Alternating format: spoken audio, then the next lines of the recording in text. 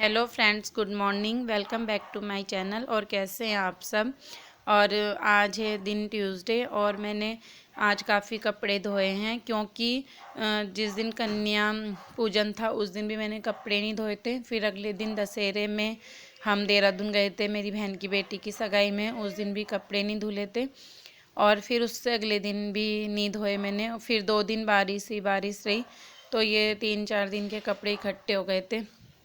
तो आज मैंने बहुत सारे कपड़े धोए, बहुत ही सारे कपड़े धोए। और अभी मैं कपड़े उतारने आई थी, अभी और कपड़े धुल रहे हैं। इसके बाद मैंने और कपड़े धुले हुए, अभी मशीन में और कपड़े हैं। तो फिर ये सूख गए थे तो मैं जगह नहीं थी इसलिए इनको उतारने आई थी और फिर और कपड़े डालूँगी। फिर वो ये बच्चों के साथ में, और 2 दिन बारिश रही तो ज़्यादा कपड़े गंदे हुए। अंशु तो बार बार भिगा देता है। चादरें भी धोई मैंने और पार्लर के भी सारे कपड़े धोए, टावल हैंकी जितने भी हैं सब धुले, क्योंकि पार्लर के भी धोने पड़ते हैं, साफ़ सफाई तो रखनी पड़ती है। और अब मैं देहरादून जा रही हूँ आज, तो देहरादून जाने के लिए मैं तैयार हो चुकी हूँ। Hello everyone, good afternoon. 1 बज चुके हैं दिन के और मैं जा रही हूँ देहरादून। तो मैं देहरादून जा रही हूँ अपनी स्कूटी से अकेले, और मुझे सामान लाना है पार्लर का पार्लर का सामान लेने जा रही हूँ। तो फिर बस बहुत देर होगी निकलते निकलते। किट्टू, ए लॉक लगा दे इसमें। पार्लर खुला हुआ है तो अंदर से लॉक लगा दूँगी। स्कूटी मेरी इधर ही खड़ी है और बाय फिर अभी मिल रही। तो मैं जो ये मेरे पड़ोस में लड़की है मिक्को, मैं इसके साथ आई थी। तो ये बहुत हेल्प करती है मुझे कहीं जाना होता है तो मेरे साथ चली जाती है। अकेले आना तो बहुत मुश्किल है, तो ये मैं इसके साथ ही आई थी। और आज इनकी भी छुट्टी थी, ये भी घर पर ही हैं, पर बच्चों को अकेला नहीं छोड़ सकते।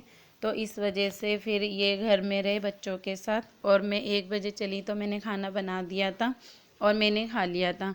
बच्चों ने नहीं खाया था क्योंकि जब मैं घर से आई उस टाइम ये घर पर नहीं थे, मार्केट जा रखे थे किसी काम से। तो मैं इन पता ही था कि मुझे जाना है, तो बच्चों ने बोला कि जब पापा आएंगे तो पापा के साथ खा लेंगे हम खाना। तो मैं थोड़ा सा खा के आ गई थी, क्योंकि बाहर जाओ तो अपना घर से ही खा के चलना चाहिए।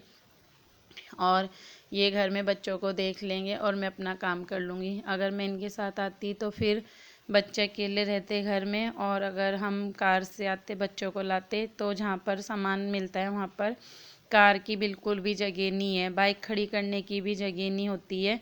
इतनी भीड़, इतना ट्रैफिक रहता है, कार तो ले जा ही नहीं सकते वहाँ पर। तो फिर बस मैं इसके साथ आ गई थी। और कितने दिन से मतलब मुझे हो रहा था कि मुझे सामान लाना है, करवा चौथ आने वाला है और मुझे काम की मतलब सामान की बहुत ज़रूरत थी। तो इसलिए फिर मुझे मतलब यही था कि बस मुझे जाना है, अपना सामान लाना है। तो आज ये घर पर थे, फिर ये बच्चों को देख लेंगे और मैं अपना काम कर लूँगी। और हमारे घर से देहरादून काफ़ी दूर है। हमारे घर से देहरादून मतलब मुझे वैसे पक्का तो नहीं पता, लेकिन 45 या 50 किलोमीटर्स तो होगा ही। इतना दूर है तो काफ़ी लंबा रास्ता है। और हाईवे भी है, मतलब काफ़ी ट्रैफिक है। अकेले भी बहुत डर सा लगता है जाना, लेकिन वो ये मजबूरी है तो जाना पड़ता है। और अब तो मैं एक मतलब काफ़ी बार बिल्कुल अकेले भी चली गई हूँ स्कूटी से। तो लेकिन मजबूरी में ही जाना पड़ता है, क्योंकि वही है, कब तक वो करें कि हमें कोई ले जाएगा, तो जाना ही पड़ जाता है। फिर बस हम जा रहे हैं और ये रास्ते की वीडियो बनाई मैंने। काफ़ी अच्छा लगता है यहाँ पर, ये जगह मुझे बहुत पसंद है। तो ये धुलकोट है, यहाँ पर धुलकोट का जंगल बोलते हैं इस जगह को। तो काफ़ी अच्छी जगह है ये। और हर मतलब रास्ता तो सभी अच्छा लगता है। और बस हम लोग जा रहे हैं और ये देखिए। और मैं घर से जैसे 1 बजे चली तो 1 बजे तक मैंने अपने घर के पूरे काम निपटा दिए, सुबह के सब कुछ करा। और ये कंप्यूटर क्लास थी इसकी, तो ये कंप्यूटर क्लास से 1 बजे आई। तो जब तक ये आई मैं बिल्कुल रेडी थी, तो इसलिए हम 1 बजे चले, क्योंकि ज़्यादा काम भी नहीं है तो हमारा हो जाएगा टाइम से। वैसे घर आते आते हमें शाम हो गई थी, आजकल तो 6 बजे ही अंधेरा होने लग गया है। तो फिर आ ही गए थे। और फिर ये है, ये देहरादून का IMA है। तो ये बहुत ही अच्छी जगह है, ये बहुत ही सुंदर जगह है, अच्छा लगता है। और ये इतना बड़ा फ्लैग, मुझे ये बहुत अच्छा लगता है। जब भी मैं यहाँ से जाती हूँ तो इसको ज़रूर देखती हूँ। काफ़ी अच्छा है, ये मेन गेट है। मेरी एक वीडियो में और है ये, तो काफ़ी मतलब थी अच्छी जगह है। देहरादून में बहुत सी जगह हैं, बहुत ही अच्छी अच्छी जगह हैं देहरादून में, एक दो जगह तो। और बस